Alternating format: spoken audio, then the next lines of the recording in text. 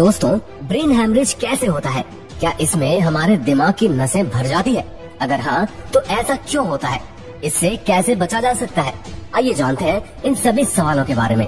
Brain हमारे शरीर का एक सबसे महत्वपूर्ण हिस्सा होता है और अगर इसमें थोड़ी सी भी परेशानी आ जाती है तो ये हमारे पूरे शरीर पर असर डालती है और इसी वजह से हमारे ब्रेन को सुरक्षित रखना बेहद जरूरी हो जाता है। हमारे ब्रेन में कई तरह की समस्याएं हो सकती है और इन्हीं समस्या में ब्रेन हैमरेज भी शामिल है। ये ब्रेन हैमरेज ब्रेन की आर्टरी फटने की वजह से होता है। ये ब्रेन हैमरेज जानलेवा और काफी सीरियस कंडीशन होती है और जिसमें पेशेंट की जान भी जा सकती है। अब ज्यादातर लोग ब्रेन हैमरेज के बारे में जानते तो है, लेकिन उन्हें इस बात की जानकारी नहीं होती है कि इस दौरान शरीर में किस तरह के बदलाव होते हैं।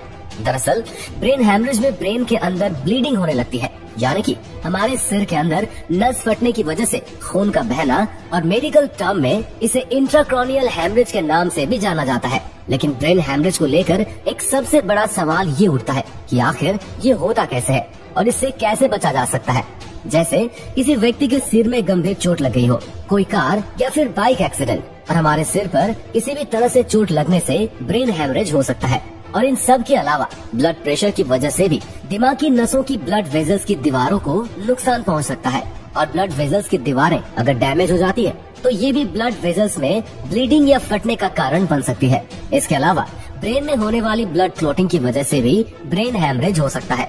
इसके अलावा दिमाग की नसों की दीवारों के अंदर एमिलाइड प्रोटेक्ट यानी कि सेरेब्रल एमिलाइड एंजियोपैथी की वजह से भी ब्रेन हैमरेज हो सकता है। ऐसे ही ब्रेन ट्यूमर जो दिमाग के टिश्यूज पर प्रेशर डालता है, इससे भी ब्लीडिंग हो सकती है और ब्रेन हैमरेज हो सकता है। जब हमारे ब्रेन को सही मात्रा में ऑक्सीजन नहीं मिल पाता है तो हमारे ब्रेन के सेल्स मरने लगते हैं और ऐसे में हमारी बॉडी एक्टिविटी पर असर होने लगता है, जिसे इंटरक्रैनियल हैमरेज या सेरेब्रल हैमरेज कहा जाता है।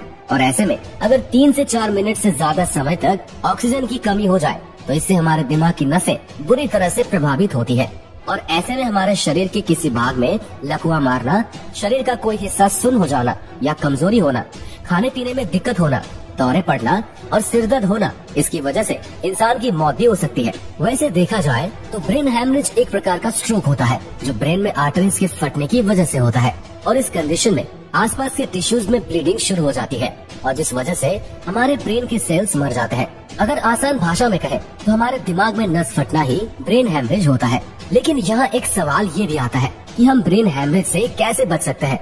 दोस्तों, ब्रेन हैमरेज से बचना है तो हमेशा अपना ब्लड प्रेशर चेक कराते रहे और खास तौर पर हाई ब्लड प्रेशर वाले पेशेंट को तो अक्सर अपना ब्लड प्रेशर चेक करवाते रहना चाहिए। साथ ही कोलेस्ट्रॉल को कंट्रोल में करने के लिए वजन का कंट्रोल में रहना बेहद जरूरी है। ऐसे में शराब कम पिए और साथ ही हेल्दी डाइट ले और रोजाना एक्सरसाइज भी करें। और अगर किसी को डायबिटीज है तो हमेशा शुगर को कंट्रोल में रखें।